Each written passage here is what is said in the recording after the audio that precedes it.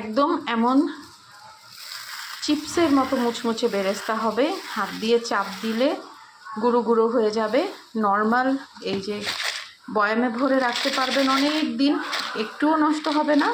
আবার ফ্রিজে রাখলেও কোনো পরিস্থিতিতেই নষ্ট হবে না। চলেন এই রেসিপিটা আমরা আজকে দেখে আসি। আজকে শেয়ার করব পারফেক্ট বেরেস্তা ভাজার টিপস। অনেকেই বলেন পুরানো পেঁয়াজ লাগবে, অনেক চিকন চিকন করে কাটতে হবে। আসলে কিছুই না। এই যে দেখেন, এগুলো নতুন পেঁয়াজ এবং এই দেখেন বেশ মোটা মোটা করেই কিন্তু কাটা। হ্যাঁ, চিকন করে কাটলে পেঁয়াজ বেরেস্তা ভালো হয়, কিন্তু চিকন করে কাটতে না পারলেও যে পেঁয়াজ বেরেস্তা ভালো হবে না তা কিন্তু না। আমার পক্ষে তো চিকন করে কাটা সম্ভব না, আমি তো এই যে মোটা মোটা করেই কেটেছি। এবং এই যেগুলো একেবারে বাজারের নতুন পেঁয়াজ। বেরেস্তা ভাজার জন্য এখানে আমি বড় একটা পাতিল নিয়েছি। এটা খুবই গুরুত্বপূর্ণ যেন তেল উপচে না পড়ে, এবং সেখানে 2 লিটার পরিমাণ তেল দিয়েছি। এখানে আমার 2 কেজি পেঁয়াজ এই বড় একটা বাটি এবং একটা কড়াই, 2 কেজি পেঁয়াজের জন্য আমি 2 লিটার তেল দিয়েছি। বেরেস্তা ভাজার তেল দিয়ে কিন্তু পরে অন্যান্য রান্না করা যায়। তেলটা যত আগুনের মতো গরম হবে তত আপনার বেরেস্তা ভালো হবে। দেখেন এখনও তেলটা ভালোভাবে গরম হয় নাই, আমরা এটা আরেকটু গরম হওয়া পর্যন্ত ওয়েট করব। বেরেস্তার ক্ষেত্রে একটা ইম্পর্টেন্ট টিপস হচ্ছে পেঁয়াজ ধোয়া যাবে না। পেঁয়াজটা ছিলে আপনি কুটে ফেলবেন। যদি আপনি পেঁয়াজ ধুয়ে তারপরে কুটতে চান বা কুচি করতে চান, সেক্ষেত্রে পেঁয়াজটা ধুয়ে ভালো মতো পেঁয়াজটাকে শুকিয়ে তারপরে আপনি পেঁয়াজটাকে কুচি করবেন। পেঁয়াজে যদি পানি থাকে তাহলে আপনার বেরেস্তা সগি হয়ে যাবে এবং চুলায় এটা রান্না হতে কিন্তু অনেক সময় লেগে যাবে। এটা একটা গুরুত্বপূর্ণ কথা। অনেকে বলবেন বেরেস্তাতে চিনি দিতে হয়, লবণ দিতে হয়, হ্যান দিতে হয়, ত্যান দিতে হয়। আমি কিচ্ছু দিব না, আমি নর্মালি ভাজবো। টেকনিকটা কি শুধু সেটা দেখাবো। হ্যাঁ, সামান্য চিনি দিলে দ্রুত কালার আসে। এই যে পেঁয়াজগুলো তেলের উপরে ভাজতেছে, আমি আর একটা টুকরা দিয়ে টেস্ট করে দেখি। এই যে এইবার আমার তেলটা যথেষ্ট গরম হয়েছে, যে পেঁয়াজটা দেওয়ার কিছুক্ষণের মধ্যেই এটা উপরে উঠে আসতেছে। এবার আমরা পেঁয়াজ দিব। এই 2 কেজি পেঁয়াজ কিন্তু আমরা এই তেলের ভেতরে একবারে ভাজবো না। টেকনিকটা হচ্ছে তেলের ভেতরে অতিরিক্ত পেঁয়াজ দেওয়া যাবে না। এই 2 কেজি পেঁয়াজ এই 2 লিটার তেলের ভেতরে আমরা 4 ভাগে ভাজবো। কারণ যদি তেল কম হয়ে যায় আর পেঁয়াজ বেশি হয়ে যায় তাহলে আপনার বেরেস্তা কখনোই মুচমুচা হবে না। সুতরাং আমরা আধা কেজি করে পেঁয়াজের কুচি এই ভেতরে দিয়ে দিচ্ছি। বাস, আর দেওয়ার দরকার নেই। এই যে আমি এই বাটিটা থেকে অর্ধেক পরিমাণ দিলাম, আর 1 মুঠ বোধহয় দেওয়া যায়।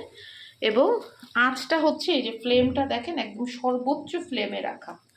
এবং এখন আপাতত 5-7 মিনিট এই পেঁয়াজকে আমরা কিচ্ছু করব না, পেঁয়াজকে পেঁয়াজের মতো ভাজা হতে দিব।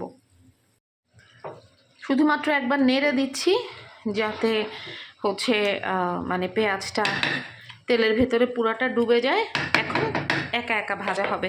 আর একটা জিনিস বলি, এই যে দেখেন আমার অন্য চুলাটা খালি, কারণ হচ্ছে বেরেস্তা ভাজার সময় একসাথে 2টা চুলা থাকলে অনেক সময় দেখা যায় চুলাতে ম্যাক্সিমাম হিট পায় না। এজন্য চুলার ম্যাক্সিমাম হিটে আপনার বেরেস্তা ভাজতে হবে। এবং বেশ বড় একটা হাঁড়িতে, এই যে দেখেন কত বড় হাঁড়ি নিয়েছি। সবাইকে যে 2 কেজি বেরেস্তা ভাজতে হবে তা না, আপনি আপনার মতো আধা কেজি পেঁয়াজের বেরেস্তা করলে আধা লিটার তেল নেবেন, 250 গ্রাম বেরেস্তা করলে 250 গ্রাম তেল নেবেন, এই হিসাবে বেরেস্তার তেলটা দিবেন। চুলায় পেঁয়াজ দেওয়ার এটা 5 মিনিট পরের কথা। পেঁয়াজগুলো এই যে সফট হয়ে গেছে। আমি কিছুই কিন্তু বললাম লবণ চিনি অ্যাড করব না, জাস্ট পেঁয়াজকে পেঁয়াজের মতো করে ভাজা করব। বেশি তেলে অল্প পরিমাণ পেঁয়াজ কড়া আঁচে ভাজা হবে। এটাই হচ্ছে পারফেক্ট বেরেস্তা তৈরির মূলনীতি। পরে মোট 10 মিনিটের মতো পার হয়েছে। এই যে পেঁয়াজ আস্তে আস্তে কালার ধরতে শুরু করছে। এর মধ্যেখানে মাঝে মাঝে নেড়ে দিতে হবে, নেড়ে না দিলে দেখা যাবে পেঁয়াজ নিচে লেগে গেছে। অবশ্য তেল বেশি হলে পেঁয়াজ লাগবে না। এখন আর পেঁয়াজের কাছ থেকে সরা যাবে না, এখন বাকিটা দাঁড়িয়ে থেকে ভাজতে হবে। বেরেস্তা কিন্তু এখন প্রায় হয়ে যাওয়ার পথে। এই সময়টা ঘন ঘন নাড়তে হবে যেন প্রত্যেকটা পেঁয়াজে সমানভাবে তাপ লাগে। এই যে দেখেন পেঁয়াজটা একদম নরম হয়ে গেছে। দেখে অনেকের মনে হতে পারে আল্লাহ এই পেঁয়াজ মুচমুচে হবে কিভাবে। এই পেঁয়াজ মুচমুচে হয়ে যাবে, ভয়ের কিছু নাই। আমরা একটু ওয়েট করি, দেখেন কি হয়। আমাদের বেরেস্তা কিন্তু মুচমুচে হতে শুরু করেছে, আর কয়েক মিনিটের মধ্যেই হয়ে যাবে। মোটামুটি 20 মিনিট পার হয়েছে চুলায় পেঁয়াজ দেওয়ার পরে। এটা আসলে আপনার মানে কতটুকুন বেরেস্তা ভাজবেন এবং আপনার চুলায় হিট কেমন সেটার উপরে ডিপেন্ড করবে। বেরেস্তা ভাজার একটাই নীতি, 1 ভাগ পেঁয়াজের সাথে 4 ভাগ তেল। আমি আধা কেজি পেঁয়াজ কুচি দিয়েছি, ভেতরে 2 লিটার তেল দিয়েছি, বাকিটা আমি ভাজে ভাজে একটা বেরেস্তা ভাজার তেলে অন্তত 2 বার আপনি বেরেস্তা ভাজতে পারবেন। 3 বার না ভাজাই ভালো, বা 3 বার 4 বারও ভাজতে পারেন বাসায় নিজের খাওয়ার জন্য হলে। এটা যেরকম আমি শবে বরাতে রান্না করার জন্য রান্না করছি। ধরেন আপনি আধা কেজি বেরেস্তা ভাজবেন, তো আপনি আধা লিটার তেল নিয়ে সে আধা কেজি পেঁয়াজকে আপনি 2 ভাগে বা 3 ভাগে ভাজলেন, এতে কিন্তু তেলের সাশ্রয় হবে। এই যে এটা কন্টিনিউয়াসলি এখন আমরা চালাতে থাকবো, কারণ এখন একটু 19-20 হলে কিন্তু বেরেস্তা পুড়ে যাবে। আর একটা জিনিস মনে রাখতে হবে যে বেরেস্তা কিন্তু একটু হালকা রং থাকার সময়ই নামাতে হয়, কারণ চুলা থেকে নামানোর পরে কিন্তু এটার কুকিং প্রসেসটা চালু থাকে। সো বেশি গাঢ় অবস্থাতে নামালে কিন্তু বেরেস্তা পুড়ে কালো হয়ে যাবে। আর একটু লাল হওয়ার পরপরই আমরা চুলাটা বন্ধ করে দিব, কারণ তেল অনেক গরম।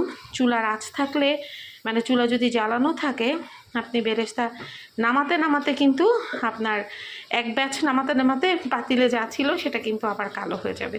আমি হাঁড়িতে বেরেস্তা করছি বলে সবাইকে যে হাঁড়িতে করতে হবে তা না, আপনি কড়াইতে করতে পারেন, তবে ফ্রাইং প্যানে কখনো বেরেস্তা করা যাবে না। বেরেস্তা সবসময় ভারী তলার গর্তযুক্ত পাত্রে করতে হবে। এই যে দেখেন বেরেস্তা লাল হতে শুরু করে দিছে এবং পেঁয়াজ অলরেডি ক্রিস্পি হয়ে গেছে। আর একটা জিনিস, বেরেস্তা চুলা থেকে নামানোর পর সাথে সাথে ধরলে কিন্তু পেঁয়াজ নরমই মনে হবে, এটা ঠান্ডা হওয়ার সাথে সাথে কিন্তু ক্রিস্পি হবে, একদম সাথে সাথে ক্রিস্পি হবে না। হ্যাঁ, ঠান্ডা হওয়ার সাথে সাথে বেরেস্তা ক্রিস্পি হতে থাকবে। আমি ক্যামেরা বন্ধ করব না, এটা আমি আপনাদেরকে এক টেকেই দেখাবো বেরেস্তা কেন পারফেক্ট হবে না। আর এই বেরেস্তা আপনি নর্মাল ফ্রিজে সংরক্ষণ করে রাখতে পারবেন, বাইরে রাখতে পারবেন, এই বেরেস্তার কিচ্ছু হবে না। বেরেস্তা যদি ঠিক মতো ভাজা হয় তাহলে একই রকম ক্রিস্পি থাকবে। বেরেস্তা ডিপ ফ্রিজেও রাখতে পারেন, ডিপ ফ্রিজে বেরেস্তা 6 মাস, 1 বছর, 2 বছরও ভালো থাকে এবং একদম মুচমুচে থাকে। অনেকে মনে করে যে ডিপ ফ্রিজে বেরেস্তা রাখলে মনে হয় বেরেস্তা মুচমুচে থাকে না, সগি হয়ে যায়। না, একেবারেই না। বেরেস্তা ডিপ ফ্রিজে আপনি যদি এয়ার টাইট করে রাখেন, আপনার বেরেস্তা একদমই মুচমুচে আর সুন্দর থাকবে। এইবার দেখেন বেরেস্তার গোল্ডেন কালারটা চলে আসছে। আমরা এই পরিস্থিতিতে চুলাটা বন্ধ করে দিচ্ছি। চুলা বন্ধ করে দিচ্ছি যাতে যে এক্সিস্টিং তাপমাত্রা আছে সেটাতে আমাদের বেরেস্তাটা হয়ে যায় এবং বেরেস্তা পুড়ে না যায়। নামানোর পরে কিন্তু বেরেস্তার কালার আরও ডার্ক হয়ে আসবে, এটা অবশ্যই মাথায় রাখতে হবে। আমি একটা প্লেটের ভেতরে মোটা করে টিস্যু বিছাই দিছি, তার ভিতরে এখন আমি বেরেস্তাটা নামাই নিব। চুলা বন্ধ না থাকলে কিন্তু বেরেস্তা একেবারে পুড়ে কয়লা হয়ে যাবে বাকি যা ছিল, এই জন্য চুলা বন্ধ রাখতে হবে।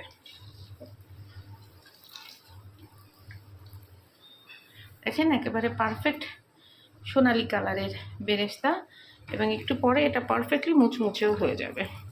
চাইলে আরেকটু লাল করতে পারেন, অনেকে আরেকটু লাল করা পছন্দ করেন, কিন্তু ঠান্ডা হতে হতে আসলে কিন্তু বেরেস্তা বেশ অনেকটা লাল হয়ে আসবে।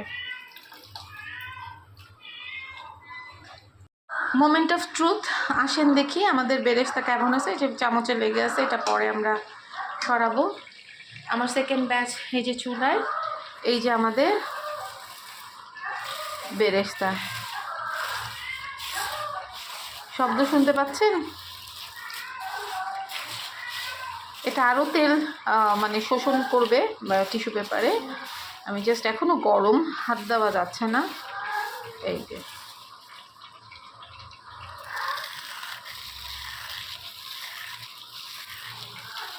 বেরেস্তা যদি এরকম গুঁড়া গুঁড়া হয়ে যায় হাতের ভেতরে নিয়ে চাপ দিলে, তাহলে বুঝবেন আপনার বেরেস্তা এখনও অনেক গরম, এখনও ঠান্ডা হয়নি।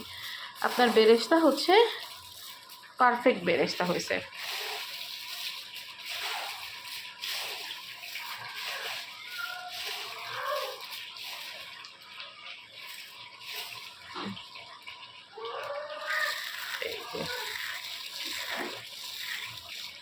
ও বাবা, অনেক গরম।